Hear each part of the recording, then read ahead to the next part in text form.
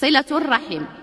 كثير منا أخواتي كيطرق أبواب ديال الرزق، فكاين اللي تيقلب على الرزق ديالو، مثلا تيشوف المصدر ديال التجارة ولا الصناعة ولا الوظيفة ولا عمل آخر، فيلتمس الرزق ديالو من حلال طيب وتيطرق هذه الأبواب هذه. إلا أنه قليل فينا اللي كيطرق هذا الباب ديال صلة الرحم، وهو باب واسع للأرزاق. اخواتي غادي نشوفوا في الدرس ديالنا بانه ما كناش كنفهموا بزاف المعنى ديال صله الرحم، غادي نحاولوا نفسروا ان شاء الله في هذا الدرس هذا، وغادي نشوفوا بانه النبي صلى الله عليه وسلم تيوعدنا، وهو عليه الصلاه والسلام لا ينطق عن الهوى، اذا الوعد حق. شنو هو؟ وهو انه اللي تيصل الرحم ديالو وتيجتهد ربي كيزيد له في الرزق وكيزيد له في العمر وكيعطيه بركه عجيبه عجيبه عجيبه في الصحه ديالو وفي المال ديالو. اذا غادي نشوفوا بانه شنو هي صله الرحم. هي واجبه في الجمله، وقطيعتها معصية كبيرة، ومعناها هو إيصال ما أمكن من الخير ودفع ما أمكن من الشر حسب الطاقة. إذن شنو هي صلة الرحم؟ هي واجبة على المسلمين كاملين، واللي تيقطع الرحم ديالو ويدابز معاهم وما يمشيش لعندهم فهو داير معصية كبيرة. وشنو معنيتها؟ أنه شحال ما قدرتي الخير ديريه مع أحبابك والأقارب ديالك ديريه، والخير كلمة جامعة وشاملة وعامة وواسعة، وشحال ما لقيتي تدفعي عنهم ديال الشر دفعيه. فهذه هي المعنى ديال صلة الرحم. وكما تكون بالمال والزيارة تكون بعيادة المريض وإجابة الدعوة والتهنئة بما يسر والتعزية في المصائب وسداد الدين أو المساعدة في سداده وإغاثة اللهفان وتمريض المريض إلى آخره. فإن من الناس بل أكثرهم لا يفقه دين الله ولا يستطيع التغلب على شح نفسه وحقدها، فتراه يظن أن الصلة يكفي فيها الكلمة والسلام والزيارة، ولو كان المريض في أشد الحاجة إلى مساعدة من المساعدات. وهكذا فإن أمر صلة الرحم كثيرا ما يكون غامضا على الناس. الكثير فينا يا الأخوات يسحبوا بأنه صلة الرحم يكفي نمشي ندق على الناس، شخباركم لاباس عليكم كي درتو، نشرب معاهم كويس داتاي، ناكل معاهم شي حويجه، ايوا خليتكم على خير، وانا غدا في حالتي. ما ديتي خبر، ما جبتي اخر، ما عرفتي الحال ديالهم كيفاش داير، ما عرفتيهم واش هما محتاجين لشي مساعده ماديه ولا معنويه، ولا باغيين هي تجلسي تنوسيهم ولا تصبريهم، ولا هي يتفاجئوا عليك، ولا هي يحكيوا لك ويلقاو عندك واحد الحل المشكله ديالهم. فصله الرحم الكثير منا كيسحبوا بانه ساعه ولا ساعه المكانه غادي ندقوا ونجلسوا في واحد البليصه ونشربوا معاهم شي حويجه ونخرجوا في حالتنا، ما نفعناهم حتى بشي حاجه وما نفعونا حتى بشي حاجه. هذا خطا يا الاخوات. احنا شفنا بانه الامر واسع ووسع من هذا الشيء بكثير. اذا قلنا الاحباب ديالنا هذا الشيء حتى المريض البعيد واجب علينا فيه، عساك حبابنا. فإلا كان الانسان من حبابنا مريض خصنا نعودوه، ولا عيط لنا خصنا نستجيبوا للدعوه ديالو. صله الرحم داخله فيها التهنئه، داكشي باش ما يصل الله تهنيه وديري له الهديه، وإلا كان في شي مصيبه ولا هذا تعزيه، وإلا كان عنده شي دين تعاوني عليه، ولا تسدي منه شي حاجه ديالو وتغيتي اللهفان وتوقفي معاه في التمريض وفي الشراء ديال الدويات وداكشي. الا كان مريض ماشي غير ديك دق احنا جينا شويه ونمشيو في حالتنا. اذا المعنى وسع بكثير. فهمنا الاخوات؟ نعم. وهذا صله الرحم 3 ديال الدرجات. الدرجه الاولى اخواتي ما يسمى بالواصل، وهو الذي يصل من قطعه ويعطي من منعه. هذه الدرجه الاولى، اللهم اجعلنا منهم. هذو الناس الخيرين، هذو الناس الطيبين اللي كيحبهم الله، انه حتى الانسان اللي قاطعك تمشي لعنده، والانسان اللي ما تيعطيك شيء وما تيجيبلكش الهديه وما تيهتمش بك وما كيعرفك شيء، واخا هكاك تتبقاي ما تبقاي وتمشي لعنده وتهتمي به وتهضري معاه وتشوفي الاحوال ديالو وتواسيه وتكبري به وديري له الهديه. هذا تيتسمى الواصل. الواصل هو حتى اللي ما جاش لعنده كيمشي هو لعنده، حتى اللي ما اهتمش به وما دار له الهديه ولا عرفوا لا ولد ولا ختن ولا عرس ولا عنده عزو ولا حتى شي حاجه ما تعرفوش، انتيا حيت يكون عندهم شي مناسبه تمشي لعندهم وبلا مناسبه تدقي عليهم. هذه الدرجه الاولى. هذو الناس الخيرين، هذو الناس المتميزين، اللهم اجعلنا منهم. تحت منهم كيتسمى مكافئ. شكون هو المكافئ؟ هو الذي يصل من وصله ويعطي من اعطاه. المكافئ هو جيتي لعندي نجي لعندك، جبتي لي شي هديه نجيبها لك، عرفتي بيا نعرف بك، احترمتيني نحترمك، قدرتيني نقدرك، ما جيتيش عندي ما عرفتينيش ما كتواسيني ما كتدي لي ما كتجيبي لي ما كنجيب لك، ما نعرفك ما تعرفيني. هذا كيتسمى غير المكافئ. تيمشي اللي مشى عنده، واللي ما جاش عنده ما تمشيش عنده. الدرجه الثالثه خايبه بزاف. الدرجه الثالثه كيتسمى قاطع. اذا قلنا الاولى واصل زويونه، والثانيه مكافئ تحت منها، والثالثه قاطع، وهو الذي لا يصل ولا يوصل ولا يعطي ولا يعطيه غيره. واشد منه من يصله غيره وهو يقاطعه ويعطيه غيره وهو يمنعه. اذا هاد الدرجه الخايبه شنو هي؟ وهو انه ما تيمشي لعند حد، ما تيجي له حد، ما كيهدي له حد، هو ما كيهدي لحد، قاطع رجله ومخلي راسو بعيد، وكاع يمكن يكون كفس منها، تيجيو له الناس ويهديو له الناس وهو ما تيعرف حد، ما تيهتم بحد، ما تيدق على حد. حسبي الله ونعم الوكيل. هذه درجه خايبه بزاف بزاف بزاف. وكما تقع المكافأة بالصلة من الجانبين كذلك تقع المقاطعة من الجانبين. فإلا صلتي الناس وصلوك تتسمى انت واصلة وهو واصل، وإلا قطعتي كتسمى انت قاطعة وهو قاطع. واللي بدا فيهم بالخير واللي تصالح مع الاخر البادي هو زويون فيهم. شنو هو اخواتي الفضل ديال صلة الرحم والثواب ديالها؟ قال سبحانه وتعالى: والذين يصلون ما أمر الله به أن يوصل ويخشون ربهم ويخافون سوء الحساب. ربي تيقول لك هذا أمر من الله، تيقولنا والذين يصلون ما أمر الله به أن يوصل. ربي أمرنا باش نوصلوا الرحم ديالنا، باش نعرفوا حبابنا، باش نكونوا أخواتي كالجسد الواحد ونكونوا كالبنيان المرصوص، شي يعرف شي وشي يعاون شي، والأمة كلها خصها تحدي الأخوات ونكونوا كلنا طيبين وزويونين، وإلا نخافوا من سوء الحساب ونخافوا من عذاب ربنا سبحانه وتعالى. قال تعالى: وآتي ذا القربى حقه والمسكين وابن السبيل. وعن أنس رضي الله عنه أن رسول الله صلى الله عليه وسلم قال: من أحب أن يبسط له في رزقه وينسأ له في أثره فليصل رحمه. هذا الحديث يا الأخوات قلنا فيه النبي صلى الله عليه وسلم اللي بغى ربي يزيد له في الرزق، سمعي يا حبيبة سمعي، راه كل وحده فينا باغيه تزاد لها في الرزق ويبارك لها في العمر. اللي بغاتي تزاد لها في الرزق ويتبارك لها في العمر شنو دير؟ تقلب في حبابها، تصيل الرحم ديالها. داكشي باش قلت لكم هذا باب تنسهاو عنه وتنمشيو نقلبوا على الرزق في حوايج اخرين. يمكن تنجح ديك التجاره، يمكن ما تنجح شيء، يمكن نلقاو شي خدمه، يمكن ما نلقاوهاش، ولكن هذا الباب هذا اكيد اللي طرقوا عمره ما يخيب. سيري قلبي في حبابك، سيري واسيهم، سيري ديري الواجب اللي عليك وانتظري الثواب مع الله. قول له يا ربي حبيبي انا اللي عليا درته وانا تنتسنى الرحمه ديالك، انا عارفه بانك ما غاديش تخليني، وردي البال وغادي تلقاي بانه طرحت البركه وبانه تزاد شي شويه في الرزق وبانه ربي سبحانه وتعالى فاجها عليك، وداك الشيء كله اللي كنتي كتعاني منه ربي سبحانه وتعالى يسره. واخا الاخوات نعم. والحديث يثير تساؤلا هو: اذا كان الرزق محدودا والأجل معلوما عند الله فكيف يزيد الرزق على ما هو مكتوب؟ وكيف يزيد الأجل على ما هو معلوم؟ وأجاب عن ذلك العلماء فقالوا: بالنسبة للزيادة في الرزق المراد منها البركة في الصحة والعافية وطاعة الله سبحانه وتعالى. اخواتي دابا اللي كان غادي يعطي السؤال غادي يقول لك وحبيبه ماشي كتقولوا لنا ملي كنكونوا اجلنا في بطون امهاتنا كيجي مالك تيكتب الرزق وتيكتب الاجال وتيكتب هل هو شقي ولا سعيد وهل هو ذكر ولا انثى، اذا الرزق مكتوب والاجل معلوم، فكيفاش هاد صله الرحم غادي تزيد في هذا الشيء؟ فسري لنا كيفاش هذا الشيء غادي يتزاد. فهمتوا الاخوات؟ هذا سؤال كاين اللي غادي يطرح هذا السؤال. شنو جاوبوا العلماء؟ العلماء قالوا بالنسبة للزيادة في الرزق المراد منها البركة في الصحة والعافية وطاعة الله سبحانه وتعالى. وخصنا نعرفوا بأنه بعدك شنو هو الرزق؟ الرزق أخواتي ماشي فقط المال هو الرزق، فالمال رزق والصحة رزق والعلم رزق والحكمة والسكينة وانشراح الصدر والرضا وحسن الخلق والصبر، هذه كلها أرزاق. وكاين رزق باق وكاين رزق فان. شنو هو الرزق الباقي؟ الرزق الباقي هو اللي تينفعك تديه معك لديك الدار، تتلقايه في قبرك، تيتقل لك الميزان، تتفرحي به في ديك الدار من بعد الموت ديالك. والرزق الفاني هو ما كليتي وما شربتي ما لبستي وفين سكنتي، واش شي واحد كيدي دارو معاه ولا ما كلتو وشربوا ولا لباسوا، هذا كيتسمى رزق فان. والرزق الباقي هو اللي كتدي معاك، وقيام وصيام واجتهاد وطاعة وعبادات. فربي كيزيدك فيهم بجوج، حيت تصل الرحم ديالك كيوسع لك سبحانه في الرزق الباقي وفي الرزق الفاني.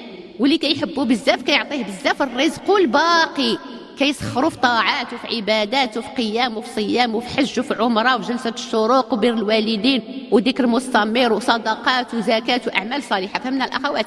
فتنطلبوا من ربي يعطيهم لنا بجوج.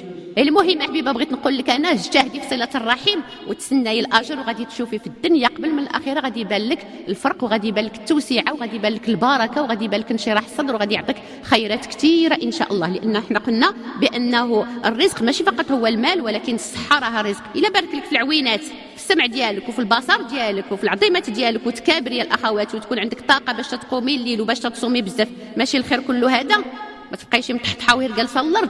الا عطاك سبحانه وتعالى يشرح لك الصدر ديالك، ماشي ارزاق شحال من واحد قلبه غادي يطرطق غير بوحدو، الا عطاك الرضا بقضائه، الا عطاك الصبر على البلاء ديالو، دي كلها ارزاق.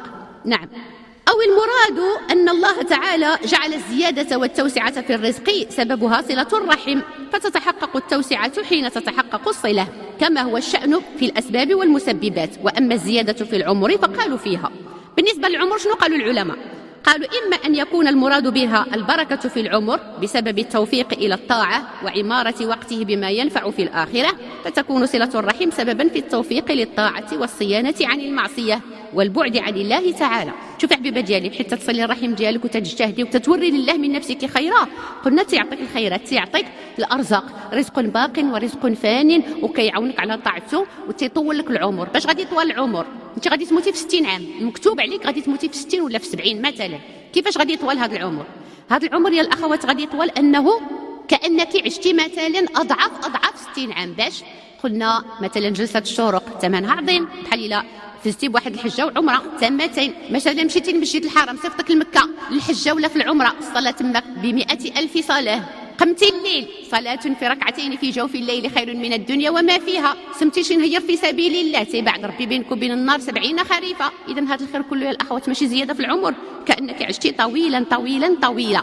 واخا ديك 60 هي 60، ولكن طرح فيها البركه سبحانه وتعالى. نعم، وفوق من هذا الشيء حتى يحبك الله سبحانه وتعالى وكديري اللي عليك، تيوفقك الخير وتيحفظك من الشر. ما يخليش عثرات اللسان، ما يخليش اخواتي بدأت اللسان، ما يخليكش تشمي ولا تغوتي ولا تغضبي مثلا ولا تكذبي ولا تنافقي ولا تغشي ولا تطفي ولا يعني تقترفي الاثام والمعاصي بهذه الجوارح ديالك. فيقيك السيئات، يحول بينك وبين معصيته ويوفقك الى طاعته برحمته سبحانه وتعالى. وإما أن يكون المراد منها بقاء ذكرك الجميل بعدك كأنك لم تموتي، ويكون ذلك بالتوفيق للعلم النافع والصدقة الجارية والولد الصالح. وفوق من هذا الشيء أخواتي ربي حتى يزيد الفضل ديالو، يمكن له يوفق إلى صدقات جارية أو علم ينتفع به أو ولد صالح يدعو لك، فكأنك ما متيش، خليتي 3 ديال الحوايج ولا واحد منهم ولا 2، الخير كله كأنك ما متيش نهائيا.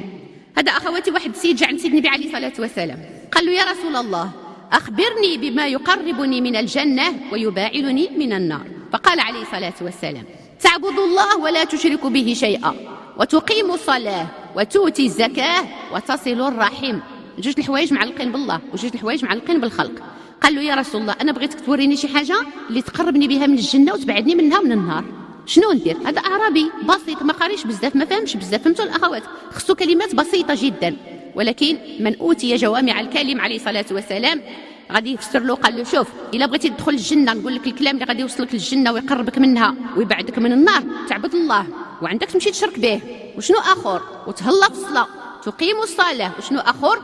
خرج الزكاة ديالك وصل الرحم ديالك، وها انت ان شاء الله من اهل الجنه برحمتك. اسمع هذا الشيء، الراجل مشى في حالته قال له سيدنا النبي عليه الصلاه والسلام: ان تمسك بما امرته به دخل الجنه. الى دار هذا دخل الجنه. اذا اخواتي حتى حنا سهل علينا الامر. شنو ندير ربي حبيبي؟ عبديه تحقق فيك العبوديه التامه لله، ما تشركيش به نهائيا شي حاجه ولا شي واحد نهائيا. هو واحد احد فرد صمد، بوحده اللي غادي يعطيك ويشفيك ويعاونك ويوفقك ويأيدك سبحانه وتعالى. اذا العبوديه التامه لله من غير شرك. وشنو اخر؟ اقامه الصلاه، نتهلاو مزيان في الصلاه، نعطيوها حقها ونتهلاو فيها. وشنو اخر؟ الا عندنا شي فلوس دار عليهم العام نخرجوا الزكاه ديالنا ونقلبوا في الرحم ديالنا، وحنا ان شاء الله باذن الله من اهل الجنه ان شاء الله. واخا الاخوات، هذا واحد السيد عاوتاني جا عند سيدنا النبي عليه الصلاه والسلام، بقى تيهضر معاه، فاسمع الحديث ديالو شنو تيقول. قالنا: ان الله، قال سيدنا النبي عليه الصلاه والسلام: ان الله لا يعمر بالقوم الديار ويثمر لهم الاموال وما نظر اليهم منذ خلقهم بغضا لهم. قيل: وكيف ذاك يا رسول الله؟ قال: بصلتهم ارحامهم. قال لك سيدنا النبي عليه الصلاه والسلام: كاين شي اقوام ربي اش تيدير لهم؟ تيعمر لهم الديار وتيتمر لهم الاموال، يعني تعطيهم الخيرات، تيفتح لهم ابواب الخير اخواتي، حتى ياكلوا مزيان ويشربوا ويلبسوا ويسكنوا، الخير كله تيعمر لهم الديار، تيتكاثروا وتيسكنوا مفشين ومترافين وما خصهم خير، وتيتمر لهم الاموال، عندهم الخير كله، وهو عمره ما شاف فيهم شوفه وحده وتيبغضهم الله سبحانه وتعالى. قالوا له: كيعطيهم هذا الخير كله هو ما كيبغيهمش، هو كيبغضهم كيفاش؟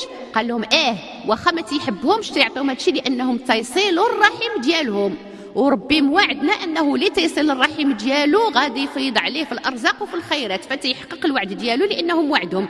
واخا خايبين داكشي غادي يمشيو يتسالوا عليه وداكشي راه هو غضبان عليهم فيه، ولكن الدنيا اللي وعدهم بانه غادي يزيد لهم في الارزاق هما تيصلوا الرحم ديالو وتيعمر لهم في الديار وتيتمر لهم في الاموال. فهمنا الاخوات؟ فعساك اللي الحمد لله تيامن به وتيحبه وتيطيعه وتيخشاه وتيستحيا منه وتيصل الرحم ديالو، فغادي يعطيه الخيرات من الدنيا والاخره ولا ما يعطيهملوش؟ اخواتي ان الله لا يخلف الميعاد سبحانه وتعالى وهو كريم جواد. وعن عائشه رضي الله عنها عن النبي صلى الله عليه وسلم قال: الرحم متعلقه بالعرش، تقول من وصلني وصله الله ومن قطعني قطعه الله.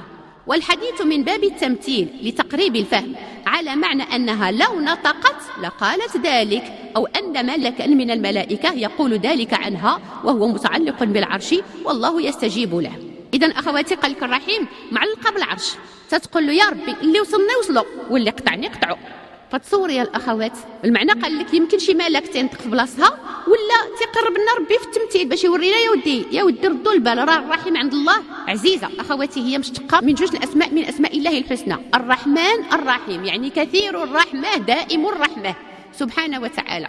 وتيقول لك علاش هي خارجه من الاسم ديالو؟ باش يقول لك ربي اللي خلقنا وتيرحمنا، ربي واخا تنزبلوها معاه، واخا تنبعدوا، واخا ما تنطيعوش مسقم وحده حنا غافلين وساهيين وقباح وهذا، ومع ذلك تيرحمنا وتيحبنا وتيسامحنا وتيغفر وتيتوب علينا.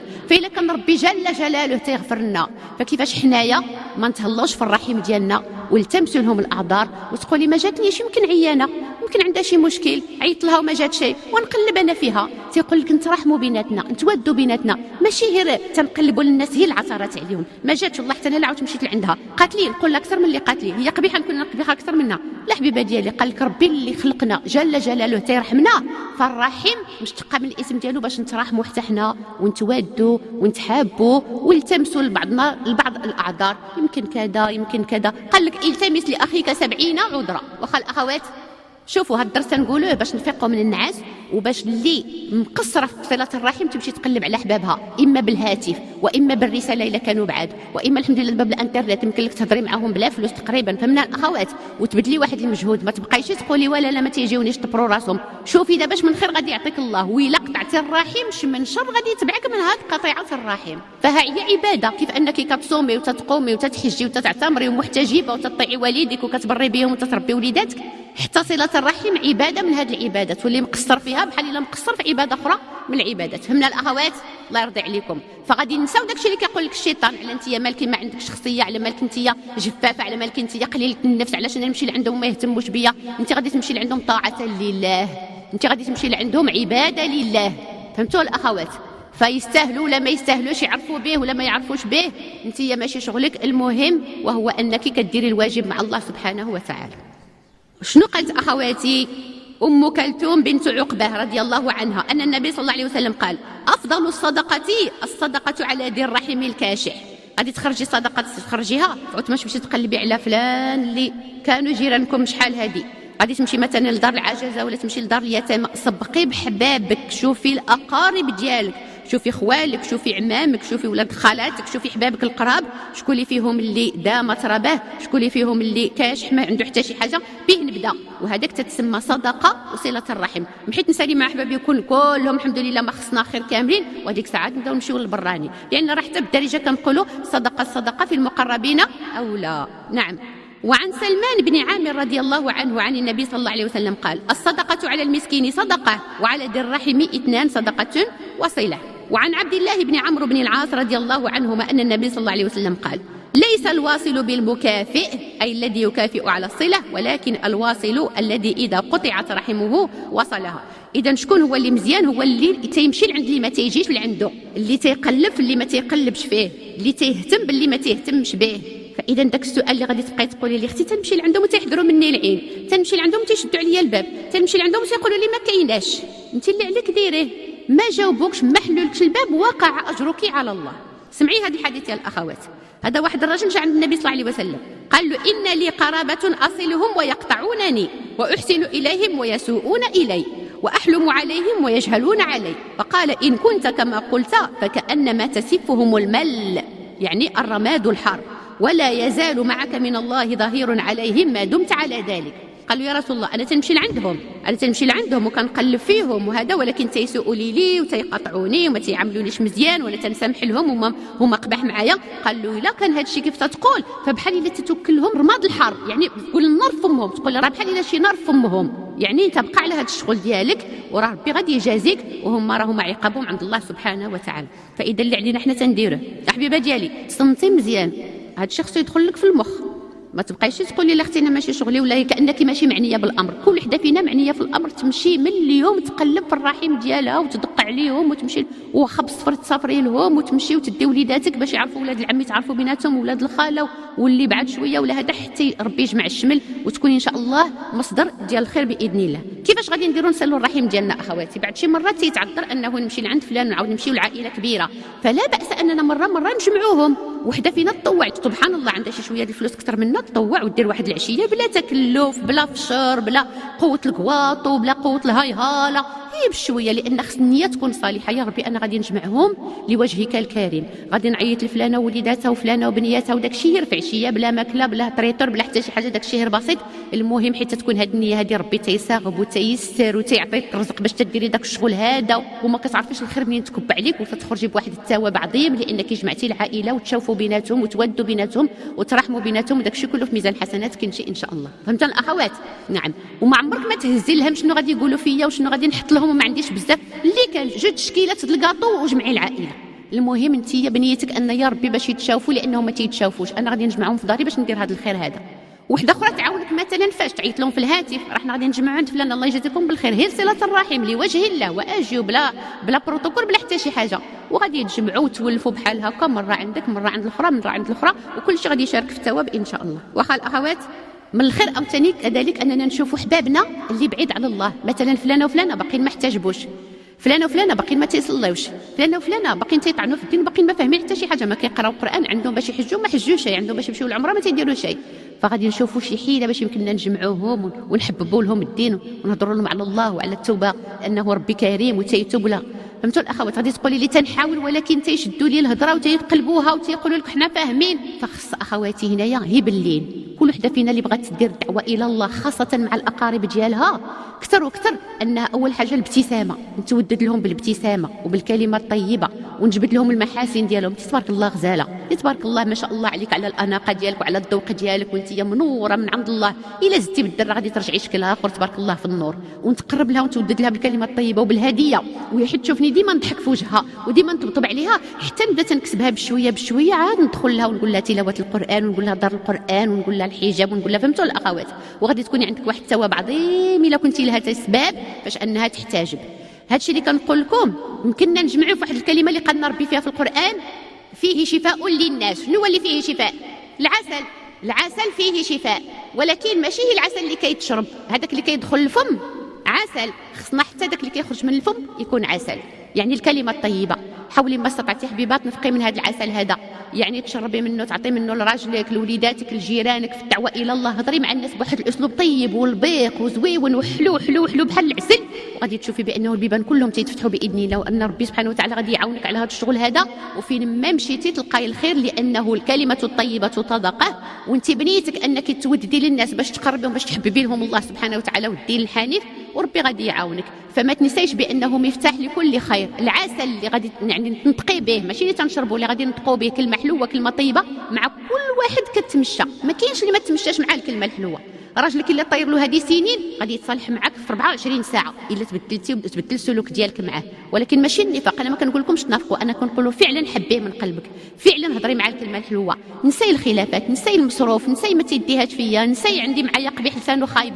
كوني انت مزيانه غادي تصلح لسانه وغادي يوسع لك في سميتو، يبقى يعطيك الفلوس اكثر من اللي كيعطيك ويبتسم لك وهذاك الشيء. ولكن بداي انت، والبادئ يا الاخوات عنده ثواب اكثر من داك اللي ماشي هو البادئ. واخا ان شاء الله.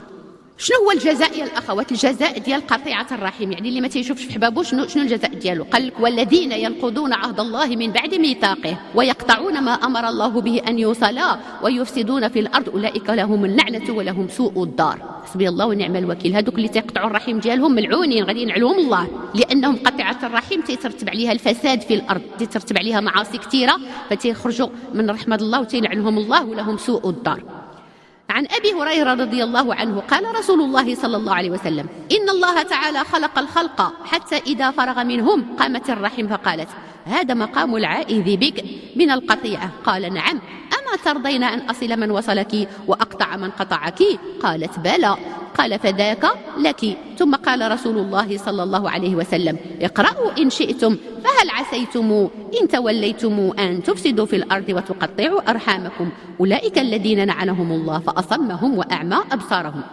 أخواتي، اللي صل رحمه تيوصلوا الله. إلا وصلك الله اش من خير غادي يبقى خاصك. صوري ربي واصلك، معنا حبك، معنا مهلي فيك، معنا عارف مشاكلك، معنا غادي يفرجها لك، معنا تيتولى امرك، معنا ما غاديش يخليك لنفسك الاماره بالسوء. فهمتوا الاخوات؟ ولا لشياطين الجن والانس، ولا الهواك، ولا الدنيا، ولا الرفقاء السوء. يعني ربي سبحانه وتعالى صافي حافظك ومولي امرك وما تخافيش على راسك. هذه المعنى ديال انت كتصيلي حبابك وربي كيصيلك. رانا اللي تيقطع الرحم تيقطع الله. الا قطعك الله بقى لك شي خير عاد في الدنيا، حيت يقطعك الله سبحانه وتعالى، لان الارزاق من عند من هي؟ من عند الله. الا قطعك غادي يتخلى عنك. وسيري دابا، يمكن له يعطيك المال، ولكن سيري دابا فين غادي؟ الشيطان والهوى والاثام والمعاصي والمنكرات والمحظورات، ويخليك بينك وبين نفسك، ماشي يعتقك، ماشي تولى امرك. فهمنا الاخوات؟ فنطلبوا من ربي لا يتخلى علينا ولا لا يقطعنا من رحمته يا ربي حبيبي برحمتك. وقيام الرحم وكلامها هنا إما أن يراد منه التمثيل كما سبق، وإما أن يراد منه أن ملكا يتكلم عن الرحم، وإما يراد منه أن الله جعل للرحم صورة معينة صارت بها تنطق وتتكلم، والأمر كله موكول إلى علم الله سبحانه وتعالى. ومعنى الآية: فلعلكم إن أعرضتم عن الدين ولم تتقوا الله أن يترتب على ذلك إفسادكم في الأرض عامة وقطع أرحامكم خاصة، فيكون جزاؤكم أن الله يلعنكم، بمعنى يطردكم من رحمته ويجعلكم صما لا تستفيدون بما تسمعون من الوعظ والقرآن، عميا لا تستفيدون بما ترون من آيات الله، يعني تصيرون مثل الصم والعمي في ذلك أعاذنا الله. أخواتي، حسبي الله ونعم الوكيل. اللي ربي اللي قطعه ولا ربي سبحانه وتعالى اللي غضب عليه تيتشدوا له الودنين، تيرجع بحال شي سمك ما كيسمع والو، وتيتشدوا له العينين، واخا تيشوف ما تيشوفش الحق وما تيديرش به. وحسبي الله ونعم الوكيل، تيجي له الرن على القلب وتصيب الانسان شاف ما شاف، الودنين كاينين ما كاينين، والقلب موجود ولكن لا عقل ولا تفكير ولا تدبير ولا حتى شي حاجه. فهذا هو الطرد من رحمه الله واللي تيبعدوا ربي منه. اخواتي، خصنا نديروا الاسباب كلها باش نبقاو تحت رحمه الله. خاصك ترقي البيبان كلها باش ما يتخلاش عليك الله. ربي حبيبي، اللي بغيتيني نديرها نديرها، واخا على حساب نفسيتي ولا على حساب صحتي ولا على حساب طاقتي ولا قد ولا ما قداش ولا راه جاتني صعيبه. اجتهدي ما استطعتي باش تخلي نفسك دائما تحت رحمه الله، باش حيت يشوف فيك يقول هذه تجتهد، هذه تتصبر، هذه مزيانه، هذه قلبها بويض، هذه ماشي حقوده ولا حسوده ولا خصها هي تنطر ولا خصها هي تدابز ولا تلقى منين تفلت. لا، حنا ما تلقاوش منين نفلتو، حنا تلقاو نفلتو منين البلاصه اللي غادي ترضي الله ندخلوا لها ونجلسوا فيها باش ربي يرضى علينا فيها سبحانه وتعالى. فمن الاخوات باذن الله كل شيء خصو اجتهاد ديال الاخوات. عباده هذه من العبادات خصها ولا بد تخططي لها حتى هي وتعطيها وقتها وتخممي لها، ونجمع حبابي ولا نسافر نمشي لعندهم ولا نعيط لهم. اجتهاد كي كتجتهدي في قيام الليل وفي الحج وفي العمره، حتى هذا الباب غادي ديري له واحد الوقيت وتجتهدي فيه، وان شاء الله اخواتي اللي علينا تنديروه والكمال على الله سبحانه وتعالى. اسمعوا يا الاخوات شنو قال سيدنا النبي عليه الصلاه والسلام: لا يدخل الجنه قاطع، لا يدخل الجنه قاطع. حسبي الله ونعم الوكيل. والمراد لا يدخلها أبدا إن أنكر وجوب صلة الرحم، أو لا يدخلها إلا بعد أخذ نصيبه من العذاب إن مات مؤمنا قاطعا لرحمه، ويقاس عليه أمثالهم في الحرمان من الجنة. يعني اللي قال ما نمشيش ما غنمشيش من صلة الرحم، بالك عليا من هذه الهضرة، هذا تينكرها، هذا الله يستر. حسبي الله ونعم الوكيل، تيكفر بصلة الرحم.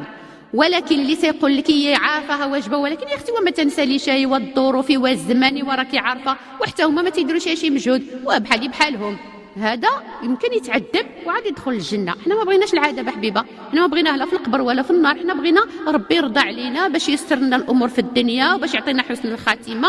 وكما تدين تدان، اللي تيقلب حبابه يترجى الخير في ولاده، واللي قاطع حبابه ما تفاجئي شي نهار اخر الا لقيتي ولادك عاقل ليلك ولا عاقل خالاتهم ولا لحبابهم، لانك ما قريتيهم ما علمتيهم ما ديتيهم لحبابهم ما وريتيهم شكون هما خوالهم شكون هما خوالاتهم شكون هما عماتهم شكون هما عمومهم. بنادم هي جالس موحش بوحدو، ما نعيط لهم ما يعيطوا لي، يلا تتناسبي معنا جداد وتتعرفي على ناس جداد وحبابك اللي واقفين واقفين عليك وانت ربي ميسر عليك مثلا، ولا درتي واحد الوليمه وحبابي اولى بها، علاش نخلي حبابي ونحتقرهم وما نعيط لهمش ونعيط للناس الكبار هي اللي لاباس عليهم؟ هادشي كله يا الاخوات ما خصوش يكون، ربي راه ما تيعجبوش هذا الشغل هذا. وعن أبي هريرة رضي الله عنه قال: سمعت رسول الله صلى الله عليه وسلم قال: إن أعمال بني آدم تعرض كل خميس ليلة الجمعة فلا يقبل عمل قاطع رحم. نهار الخميس ترفع الأعمال من قيام وصيام وصدقة وزكاة وأعمال صالحة وخطوات في سبيل الله، نهار الخميس ترفع الأعمال إلى الله، فما تيتقبلش العمل ديال قاطع الرحم، ما يتقبلش. ايوا بحال اللي تيكب الماء في الرمله، يعجبك انك تضيع لك صلاتك وصيامك واعمالك الصالحه، علاش؟ لانك قبيحه مع احبابك، ما مزياناش مع احبابك. باقي اللي كتقول بغيت نشوفهم هي ما لقيتش الوقت، دابا غادي تسمع الدرس وغادي تنوض تجتهد ياك الاخوات، ولكن اللي كتقول لك والله لا مشيت لهم دبروا راسهم ما نمشيش ما غنمشيش، وديك الساعه وشوف واش ديك الساعه غادي تقبل لك الاعمال ديالك. وعن ابي بكر رضي الله عنه قال: قال رسول الله صلى الله عليه وسلم: ما من ذنب أجدر أن يعجل الله لصاحبه العقوبة في الدنيا مع ما يدخر له في الآخرة من البغي وقطيعة الرحم. قالنا سيدنا النبي عليه الصلاة والسلام يا الأخوات ما كاينش شي ذنب اللي ربي تيعجل المولاه بالعقوبة في الدنيا قبل من الآخرة بحال البغي، يعني الظلم وقطيعة الرحم. فاللي ما تيقلبش بابه وتيقطع الرحم ديالو وناسيهم نهائيا تيشوف العقوبه ديالها في الدنيا قبل من الاخره. لا حول ولا قوه الا بالله. اخواتي في رمضان ربي تيغفر لكثير من الناس، ولكن ما تيغفرش اللي قطع الرحم ديالو والعاق الوالدين ديالو والمدمن للخمر. هادو ثلاثه صعاب بزاف، هذه ذنوب كثيره. غادي نشوفوا علاش الرحم تتقطع، علاش الناس ما تيقلبوش في حبابهم. حيت تنبقاو نقلبوا علاش وتنفكروا كنلقاو اما على المال، سبب المال. قطيعه الرحم سببها الحسد، سببها الارث، يعني ما تتفرقش داك الارث مزيان وكتكون ضغينه وتتكون دباس في العائله. تيمكن يكون سوء الظن، تيمكن يكون حيت الناس تتكلف بزاف، واحد اخر ما تيرضاش بوحدين اخرين تيقول لك انا ما عنديش المستوى ديالهم انا نبعد راسي منهم. غادي نعطيو اخواتي قصص على هذا الشيء باش نفهموا كيفاش. بالنسبه اخواتي الارث، هادو ناس تقاطعوا خوت ما بقاوش يتحابوا، ما تيتحاملوش، ما تيتشوفوش نهائيا بسبب ايش؟ بسبب المال، بسبب الارث. هذا واحد السيد كان لاباس عليه، عنده واحد المصنع، عنده واحد الخدمه تتمشى له من داك الشيء، وعنده الدار ديالو وعنده ممتلكات، فكان مجوج ووليداته كبروا ومراته كبرات وحتى هو كبر، الا انه شنو دار؟ وصل واحد المرحله ديال الكبر ديالو وهو يطيح في المراهقه ديال الشيخوخه، ما بقاتش عاجباه مراته، ما بقاش يحمل ولادو، قال كان هاد الناس عياوني ما بقاوش عاجبيني، بدا تيطلع وتيشوف الناس الصغار، حتى انه ارتبط بواحد الشابه صغيره بغى يتزوج بها، قالت له مرحبا، هي عاوتاني علاش بغاتو على قبل فلوسو، فعقد بها وتزوج بها وطلق المراه الاولى وطرد الاولاد اللي عاشوا معاه مده طويله وخرجهم وقال لهم سيروا تقلبوا على شي خدمه ولا تعيشوا بوحدكم شغلكم هذاك، انا ما بقيتش باغيكم. وبدا تيتشبب وتيعيش شبابه مع المراه الصغيره الزويونه اللي عاد جاب.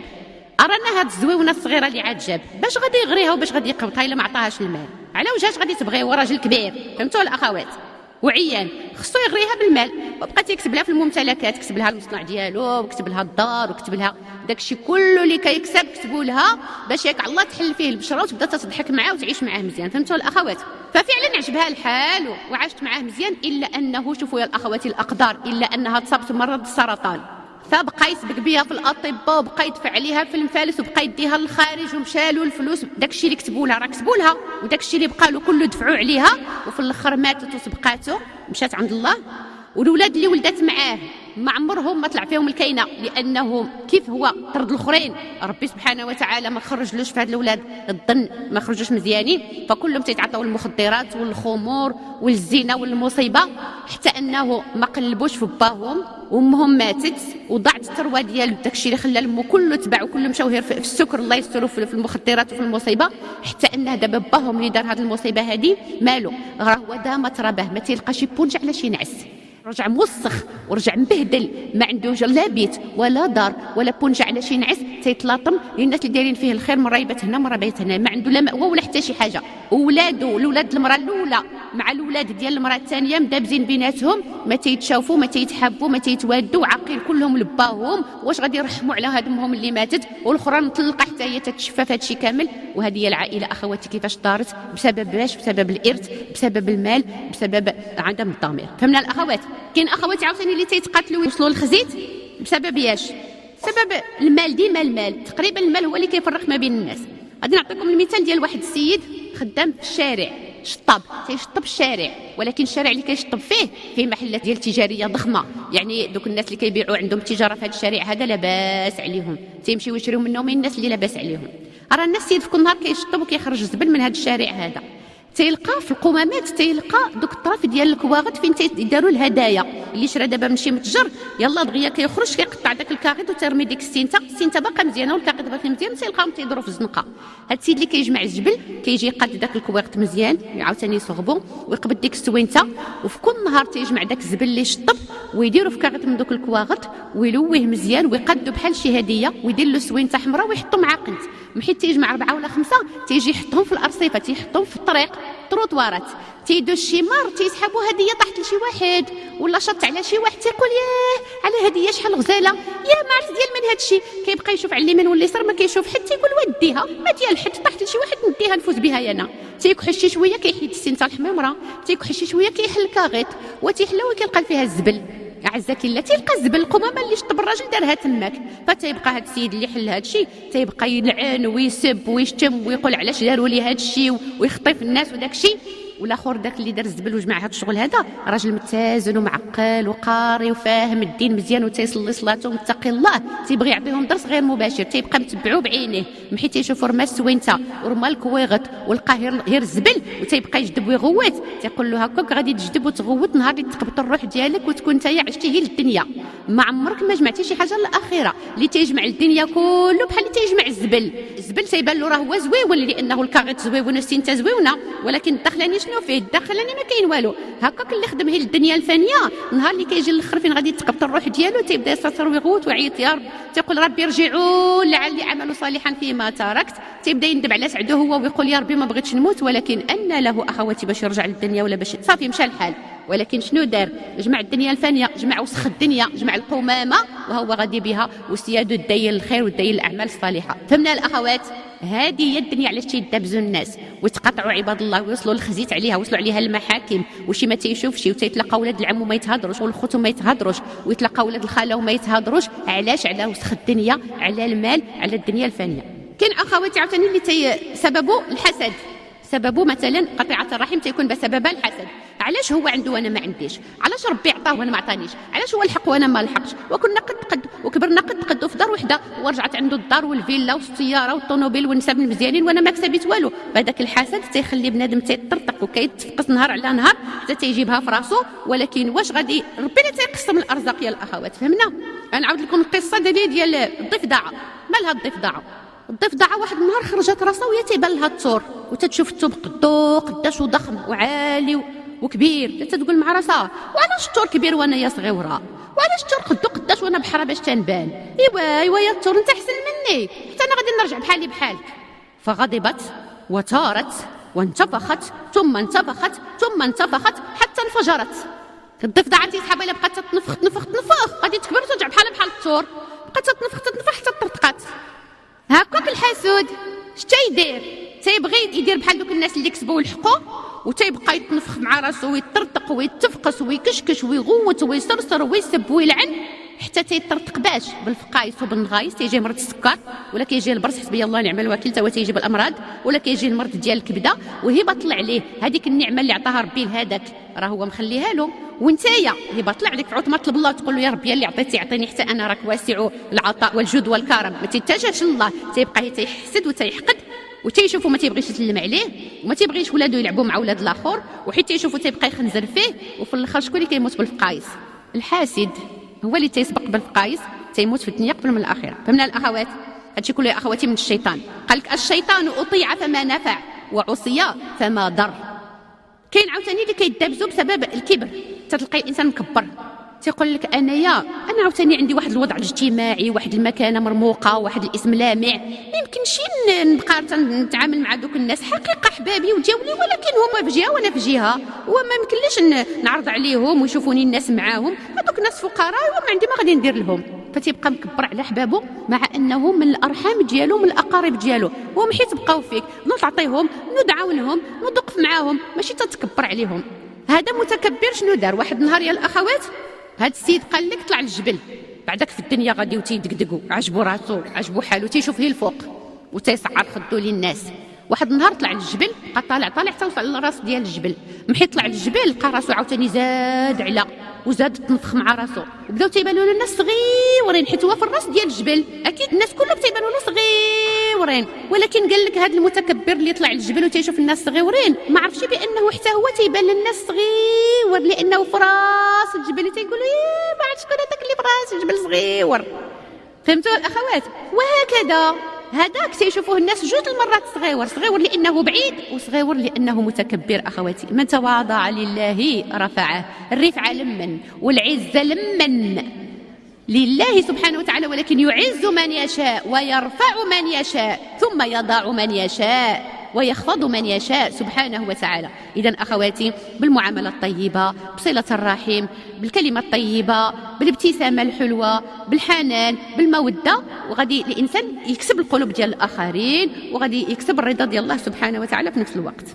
إذن هذا المتكبر مثله كمثل من تحصن في قلعة ولم يسمح بالدخول عليه إلا أمثاله من المترفين. بحال اللي طلع لواحد القلعة شي بناية كبيرة وتيقول لك ما يدخل عليا اللي بحالي، اللي في المستوى ديالي يجي عندي، وذاك الفقير البسيط انا يدخل يوسخ لي داري، ما يعرفش كاع كيفاش يدخل للزرابي ديالي والبيوت ديالي. لا لا لا لا هذاك بعيد عليا، ما واخا من حبابي ما فهمتوا الاخوات؟ وهذا خبروا مع الله سبحانه وتعالى قدر باش ربي يحيد له داك الشيء كله، وهذاك الفقير يغنيه ويصبح في يوم من الايام من اغنياء الاغنياء، والاخر يصبح من افقر الفقراء. اخواتي، وتلك الايام نداولها بين الناس. اللي بغى النعمه الله تبقى له ويقيدها بالشكر وبتوظيفها فيما يرضي الله وينسبها لله، ويعطي ويعطي ويعطي. بغيتي تبقاي لاباس عليك، بغيتي تبقاي صحيحه، بغيتي تبقاي مزيانه وفرحانه، عطي من اللي عطاك الله، وكوني مزيانه مع الناس كلهم، وما كاينلاش الكبر وما كاينلاش الحسد وما كاينلاش الانانيه وما كاينلاش قطيعه الرحم، وياك على الله نلجاو في الدنيا قبل من الاخير. واخا الاخوات؟ نعم. فاختي قال لك هيا الى بستان الاحسان الى الناس. الجميل كاسمه والمعروف كرسمه والخير كطعمه. وأول المستفيدين من إسعاد الناس هم المتفضلون بهذا الإسعاد، يجنون ثمرته عاجلا في نفوسهم وأخلاقهم وضمائرهم، فيجدون الانشراح والانبساط والهدوء والسكينة. قال لك الجميل، شكون هو الجميل؟ الجميل هو يعني ديري الجميل في الناس، ديري الخير في الناس. الجميل كاسمه، الجميل جميل. وفاش كنا كنسمعوا تيقولوا لنا الله جميل يحب الجمال، ما معنى يحب الجمال؟ يحب جمال الأخلاق، يحب جمال السلوكيات والمعاملات، وهو جميل ويحب الجميل، يعني فعل الخير وفعل الجميل في الناس. هادشي اللي كيحب الله. اما ربي يحبك طويله ولا قصيره ولا عريضه، هو اللي خلقك هكا، هو ما كيشوفش الصور ديالنا، هو كيشوف القليب كيفاش داير، المعاملات كيفاش دايره، النيه واش هي طيبه ولا ماشي طيبه. هذا المعنى ديال الله جميل يحب جمال. فالجميل كاسمه والمعروف كرسمه. المعروف حتى هو زويون، حتى هو بحال الرسم ديالو زويون. والخير كطعمه. تتقولي هاد الناس خيارت بهم، هاد العائله خيارت بها، الخير كطعمه، حتى هو طيب. تديري الخير، شكون اللي كتستافد؟ انت اللي كتستافدي يا الاخوات. كاين ارزاق ما كتباعش في السوق، كاين مسائل ربي بوحدو اللي كيعطيها. هذاك انشراح الصدر حيت تديري الخير في الناس وتتصلي الرحم ديالك وكتكوني مزيانه وكتعاوني وكتوقفي، انت المستفيده الاولى، لان ربي درتي الخير كتلقاي الخير. اللي عاونتيه كيعاونك الله، عطيتيه كيعطيك الله، فرحتيه كيفرحك الله، وقفتي مع شي واحد كيوقف معك الله. فاول المستفيدين هو انت، قبل ما يستافدوا الناس اللي وقفتي معاهم انت الاولى كتستافدي. وقال لك حبيبه ديالي، فإذا طاف بك طائف من هم أو ألم بك غم فامنحي غيرك معروفا وأسدي لهم جميلا، تجد الفرج والراحة. اعطي محروما، انصري مظلوما، انقذي مكروبا، اطعمي جائعا، عودي مريضا، اعيني منكوبا، صلي قاطعا، تجدي السعادة تغمرك من بين يديك ومن خلفك. قال كي شي نهار صبحتي غادي ترتقي، حيت كاين شي ناس حسبي الله تيصبحوا في الصباح ماكلين شاربين لابسين مخصوم خير، تقول قلبي غادي يترتق، مفقوصه يا اختي، حازنه يا اختي، عليا شي دكانه على هذا القلب هذا. تيقول لك نهار اللي يصبح عليك الدكانه ما تبقايشي كتقولي السبب ديال الدكانه ياك ما هادي ياك ما هادي. هزي راسك وخرجي من الدار. شنو ندير؟ سيري ديري شي خير، سيري زوري شي مريض حتى نتيا، سيري قابلي شي مرا كبيره، سيري مسحي على راس يتيم، سيري خرجي شي صدقه، سيري طيبي شي طياب وعطيه لشي ناس فقراء. ديري داك الخير اول ما ترجعي للدار، ولا قبل ما ترجعي للدار تلقاي الهم مشى والفرج جا والرحمن نزلات والسكينه لفات بك والرحمه الله سبحانه وتعالى قمراتك. علاش؟ لانك قلنا درتي الخير كما تدين تدان. اما ما تبقاي مشغوله ومشطونه وتقولي الشيطان مقبط بيا وهي تتنهدي وهي تتفقسي وهي تطرطقي. لا، تيقول لك اللي بغات ينشرح الصدر ديالها ويمشي ما بيها ويطير ما بها تنسى راسها وتمشي تخدم وحدين اخرين. فشنو ندير؟ قال لك صيلي الرحم ديالك، عاوني شي منكوب، عودي شي مريض، طعمي شي واحد جايع، نقدي شي مكروب، نصري شي مظلوم، عطي شي محروم، فرجي على شي واحد تلقاي الراحه. كيف فرجتي على واحد اخر ودخلتي عليه الراحه والسكينه والطمانينه تلقاي احسنتي باذن الله. اخواتي هادشي اللي كنقول لكم ملموس، هادشي نسولوا ناس اخرين اللي تيعيشوا فيه وكيمشيو الاخوات سبحان الله وما شاء الله عليهم، تيمشيو مع المرضى وتيمشيو مع المنكوبين وتيوقفوا مع هذا وتيديروا هذا، تيقول لك الحمد لله ما كنحسوش بالوقت وبالنهار كيفاش طار، وتنطيحوا في الليل خابطينها يلا سنوضعوا سنقوموا الليل ديالنا ونعبدوا الله سبحانه وتعالى. فتيبقاش الانسان يفكر في مشاكله الا هو اهتم بالمشاكل ديال الاخرين. وانتي مشيتي بتوفيق من الله تحلي المشكل ديال واحد اخر غادي يخليك ربي في المشاكل، اكيد يا الاخوات اكيد ربي غادي ييسر لك الامور لانه شكور رحمن رحيم. قال لك ان فعل الخير كالمسك ينفع حامله وبائعه ومشتريه. داك اللي كيدير الخير بحال اللي كيبيع المسك. دابا اللي تيبيع المسك ولا بد ريحه المسك في حوايجو وريحه المسك في طوموبيلته وريحه المسك في الحقيبه ديالو. هكاك اللي كيدير الخير غادي يلقى الخير في دارك الخير وفي الزنقه الخير ومع وليداتك الخير ومع راجلك الخير. ديري الخير ونسايه ولا بد ما يعطيك ربي الخير اللي كديري غادي تلقايه في وليداتك وفي ذريتك ويتهلا لك في وليداتك واخا تموتي يصيبهم الخير لان كان ابوهما صالحا.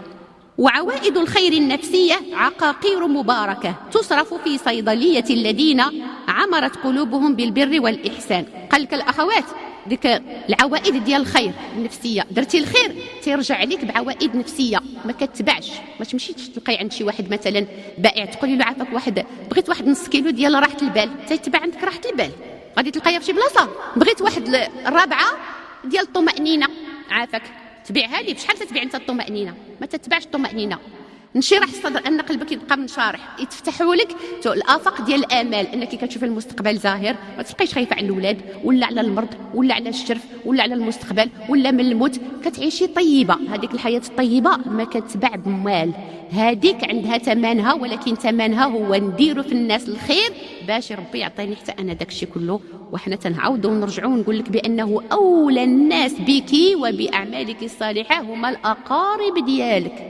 حبابي بعدا نشوف شكون اللي مخصوص، شكون اللي مريض، شكون اللي خصو يتقابل، شكون اللي خصو يوقف معاه ونمشي ونوقف ونشمر. واللي عنده شي مناسبه نمشي معاه ونوقف معاه حتى يقدر داك الكاطو حتى يدوز له المناسبه ديالو. واللي مريض نعودو ونطبطب عليه، واللي محتاج وعندي باش نعاونو ولا نسلفو. ولا كونوا طيبين كونوا مزيانين يا الاخوات باش تلقاي الله الرحمن الرحيم سبحانه وتعالى. عمرك ما تخصي الشيء اللي تيعطي عمره ما تيتخص، الشيء اللي تيسلف على الام عمره ما يوقف على السالف، الشيء اللي تيوقف مع الناس ديما ربي واقف معاه سبحانه. إن توزيع البسمات المشرقة على فقراء الأخلاق صدقة جارية في عالم القيم ولو أن تلقى أخاك بوجه طالق. قال لك وزعي البسمات المشرقة. واش تنعطيو شي حاجة على الابتسامة يا الأخوات؟ قولي لي شكون فيكم اللي كتخلص على الابتسامة؟ تقولي لي اختي انا تطيح عليا غالي النهار. واش انا بكل ابتسامة تنحط زبالة الفلوس؟ حتى وحدة فينا ما كتخلص. ومنا يا الاخوات كل وحده فينا عقده غباشه وديك الغباشه تتعهدها عندك تمشي تحل الغباشه شي شويه. بدات تحل شي شويه شراسي ما بقيتش مغبشه بزاف خصني نغبش. هذه المصيبه هذه. خصو العكس يكون. خصك تشوفي راسك في المرايه تقولي مالي ما مبتسماش، مالي غادي نطرطق ياك لاباس، مال هاد الحجبان ملوين. ايوا تلقي راسك ياك لاباس ونطلق راسي ونبتسم ونتلقى بداك الراجل وانا مبتسمه بدوك الوليدات وانا مبتسمه وبصحابي وباخواتي وبصله الرحم ديالي حبابي وانا مبتسمه. ما غادي نعطي هديه، ما غادي نعطي من جيبي، ما واقفين عليا هي الابتسامه وما نبتسمش يا الاخوات. فقال لك ان توزيع البسمات المشرقه على فقراء الاخلاق، لان الفقر يا الاخوات ليس الفقير فقير الماده انما الفقير فقير الاخلاق. كاين ناس فقراء جدا يا الاخوات جدا جيبهم عامر والبنكه عامره والحسابات كثيره ولكن فقير الاخلاق. ما كاين لا معامله طيبه ولا كلمه طيبه ولا سلوك حسن ولا كتشوفي الانسان الله يستر هذاك دابا اللي تيشتم وتيسب وتيلعن وتيدابز وتيزدح وتيكشكش وتيغوت وتيتصر، هذاك دابا عاد شنو الاخلاق هذه عنده؟ انت فقير الاخلاق. انت خص الناس يشفقوا عليك، انت مريض خصك تعالج نفسك. اذا ليس الفقير فقير الماده انما الفقير فقير الاخلاق. وليس العمى عمى البصر وانما هو عمى البصيره. وليس المعوق معوق البدن وانما معوق الفكر والعقل. خصنا نفهموها. فاذا شنو ندير الانسان الطيب؟ شنو تيدير؟ قال لك تيوزع البسمات المشرقه على فقراء الاخلاق. هذاك اللي تيكشكشو كيغوت حيت نشوفو نضحك معاه، ياك الله يتعلم منك شي شويه، ياك الله يقول مع راسو مال هاد الناس مزيانين تيبتسموا وانا تنغوت. فهو صدقه، قلنا توزيع البسمات المشرقه على فقراء الاخلاق صدقه جاريه في عالم القيم. وسيد النبي عليه الصلاه والسلام تيقولنا ولو ان تلقى اخاك بوجه طليق. القليله ديري الصدقه اللي بغيتي تحطي في الميزان داك النهار، على الاقل لقى اخي بوجه طليق. وان عبوس الوجه اعلان حرب ضروس على الاخرين لا يعلم قيامها الا علام الغيوب. علاش غادي نعوبش؟ ما مزيانش تعوبيسه. شربة ماء من كف بغي لكلب عقور اثمرت دخول جنه عرضها السماوات والارض. وحده يا الاخوات مومسه، وحده زانيه، شربات الكليب شويه ديال الماء، كان عطشان، غادي تدخل الجنه برحمه الله. يعني شفقت على حيوان، على دابه، شفقت عليها.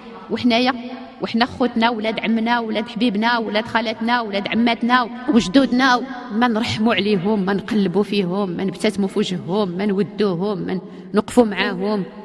اذا اخواتي قلنا شربة ماء من كف بغي لكلب عقور اثمرت دخول جنه عرضها السماوات والارض.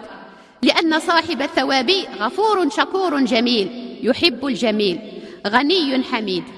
فيا من تهددهم كوابيس الشقاء والفزع والخوف هلموا إلى بستان المعروف وتشاغلوا بالغير عطاء وضيافة ومواساة وإعانة وخدمة وستجدون السعادة طعما ولونا وذوقا. وما لأحد عنده من نعمة تجزى إلا ابتغاء وجه ربه الأعلى ولسوف يرضى. إذا أخواتي قلنا عندنا حلول كثيرة في الدين يا الأخوات. عطانا ربي واحد الدماغ خصنا نعرفوا نستعملوه، عطانا واحد الفكرة خصنا نعرفوا نخدموه. حنا دايرين بحال ديك النعامة، ديما الراس لتحت، ديما غاديين وراسنا لتحت. نقراو شوية ديننا، نتفقهوا شي شوية فيه. انت شقية مثلا، وحدة شقية فينا، وحدة فقيرة فينا، وحدة مريضة فينا، وحدة عندها كرب، وحدة تتمر من شدائد، وحدة ابتلاءات. فيجلس الإنسان مع نفسه ويقول دابا هذا الشيء اللي عطاني الله من ذنوبي ويعفو عن كثير، كيفاش الخروج منه؟ كيفاش غادي نخرج منه؟ الطبيب وانا جربته ما لقيتش فيه الدواء، مستشفى انا مشيت جلست فيه ما خرجت منه باقي هو هذاك، العمليه هي ما فاتني شيء. وكاع اللي فينا تيفهم مزيان قبل ما يمشي للمستشفى ويمشي للطبيب ويمشي ياخذ الدويات يراجع نفسه بنفسه ويرد السنه اللور ويقول انا علاش ربي سلط عليا هذا الشيء؟ انا عارفه من ذنوبي، اش تندير انا؟ ولا لقيتي راسك باقا تتاخري صلاه نوضي تجمعي راسك ولا تصلي صلاه في وقتها، لقيتي راسك ما كتنوضيش الفجر نوضي تشوفي شنو ديري راسك باش تنوضي تقومي الفجر وتصلي بحال سيادك قيام الليل، لان ركعتين في جوف الليل خير من الدنيا وما فيها.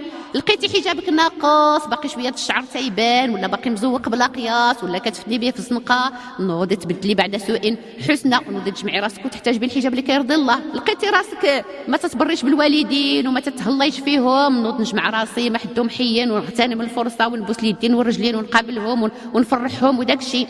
لقيتي بان صله الرحم هي اللي مقاطعاها، نوض نشوف حبابي بالهاتف ولا نجمعهم ولا نمشي لعندهم ولا نطلب منهم المسامحه. لقيت بان امانه ديال الغير خديتها وما رديتها لهمش، بان راه يمكن دخل لي الماء من هذا الجهه. المهم كل وحده فينا ومنين دخل لها الماء، من كل وحده فينا ومنين جايها المشكل، ولكن من انفسنا يا الاخوات. فنراجعوا نفسنا ونجلسوا نقول لي يا ربي حبيبي انا بغيت نتصالح معك وبغيت نتصالح مع الناس، يا ربي صالحني مع جميع الناس، انا ما بغيتش نمشي لعندك وانا طاير لك مني ولا طاير لشي واحد مني ونمشي نجلس حسناتي تنهديهم للناس وتنفرقهم على عباد الله، لان كوني متاكده بان داك اللي طاير له منك واخده له الحقوق ديالو ولا ظالماه ما تمشيش حتى تعطي الحقوق، تتردي المظالم الى اهلها. فطلبي من ربي يصالحك مع الامه كلها، وطالبي من ربي ما تهدي حسناتك حتى لشي واحد.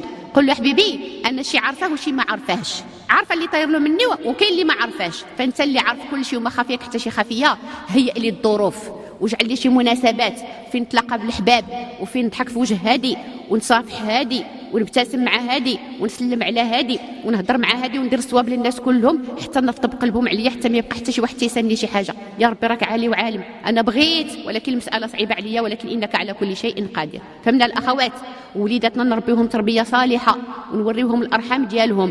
دابا شحال من وحده كتقول لك انا كنت لقيت ولد عمي في الزنقه كان ما نعرفو، كبر ورجع شاب كنت لقيته ما نعرفوش، ولا كنت لقيت فلانه كاع ما نعرفها، تقولي لها عاد تقولي بوجهك وحيت تمشي لعند الله ويسولك نفس السميه ديالك، انت سميتك كذا وكذا وسميتو كذا وكذا نفس السميه، ولكن انت ما كتعرفيهش بزاف، ولادك ما كيعرفوش وبنياتك ما كيعرفوهمش وراجلك بالاحرى ما كيعرفهمش كذلك، وبنادم شي هذا العصر ديال التباعد والتنافر والمقاطعه، وحتى لاين هادشي حتى يفوت الفوت تنمشيو لعند الله حتى يبدا تقولي يا ليتني قدمت لحياتي. فما حد العمر يا الاخوات كاين. الحمد لله على العلماء اللي تيوريونا، الحمد لله على هذه الدروس. احنا عرفنا بان صله الرحم عباده بحال الصلاه وبحال الصيام وبحال الحجاب وبحال الحج وبحال العمره وبحال الذكر، عباده غادي نجتهدوا فيها وغادي نشوفوا شي طريق باش اننا نصلحوا مع الناس. ومحيت نصلحوا عاوتاني ماشي سير ثاني هي هذيك سنين ما نعاودوش نتشافوا، خصنا نصلحوا من القلب للقلب بلا نفاق بلا والو. من قلبي بغيتها تحبني، من قلبي بغيت نوقف معها، من قلبي بغيت انني ربي ما يبقاش غضبان عليا منها، فتنصلحوا وتنديروا واحد البرنامج باش ساعه نبداو نتلاقاو عند فلانه ولا نتلاقاو عند فلانه. وانا قلت لكم حاجه وحده نحاولوا نحيدوها بعدك بيدينا اننا نحيدوها، وهو التكلف. ما نتكلفوش وبدايتي الاولى من غير تكلف. خليهم الا بغاو يهضروا فيك منهم لله، ديري داكشي بسيط جدا باش ما تفسديش السوق على واحد اخر. قول لك شوف شنو دارت، انا عندي المستوى ديالها، هاي شحال الكاطو وشحال ديال هذا، انا اختي ما نقدرش ندير داكشي، انا غادي نقي لراسي. لا، واخا عندك باش ديري داكشي غير بسيط باش تخلي لهم المجال انهم حتى هما يعرضوا، حتى هما يضيفوا الاخرين، باش دائما نتلقاو في سبيل الله لوجه الله سبحانه وتعالى. مفهوم الاخوات؟ نعم. فاللهم دبر لنا إننا لا نحسن التدبير، واختر لنا فإنا لا نحسن الاختيار. اللهم احفظنا من كل ذنب يصرف عنا رحمتك أو يحل بنا نقمتك أو يحرمنا كرامتك أو يزيل عنا نعمتك. اللهم احفظنا من كل ذنب يورث الندم ويطيل السقم ويعجل الألم ويمحق الحسنات ويضاعف السيئات ويبغضك عنا يا رب الأرض والسماوات.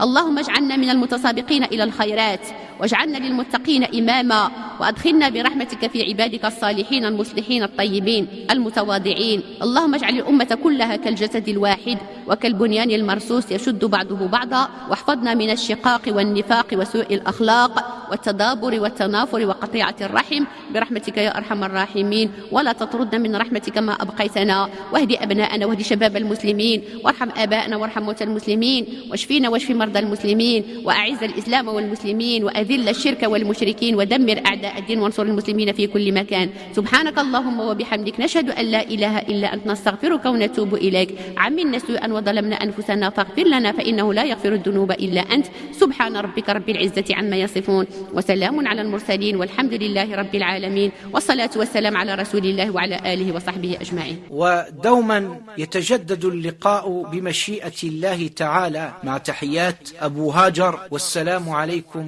ورحمة الله وبركاته.